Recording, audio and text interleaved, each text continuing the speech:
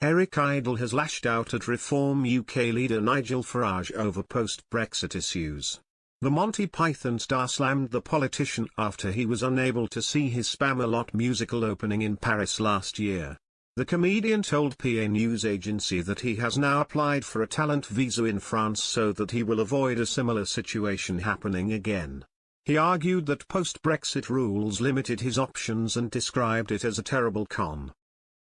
He said, 8 years ago, we could go and live in any country in Europe we wanted to and work, and I wasn't even allowed to vote, in the EU referendum, because I lived here, in the US. Eric added, I mean, Brexit was just a terrible con, it was a real con, and the fact that Nigel Farage still exists anywhere and is taken seriously is appalling to me. I was with somebody. She said, I hope I never see him in a room, because I want to punch him.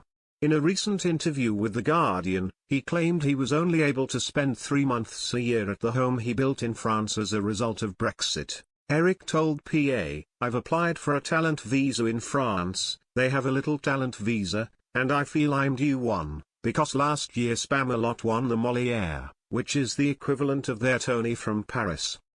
And they love their Monty Python here. In France, we won the jury prize for the meaning of life at the Cannes Film Festival, so they do know Python.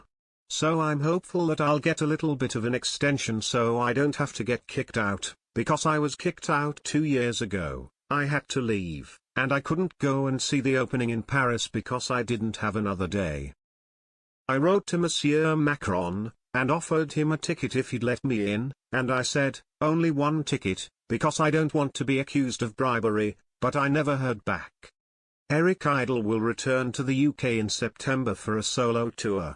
He will perform at the likes of London's Royal Albert Hall, Birmingham's Symphony Hall, and Glasgow's Armadillo.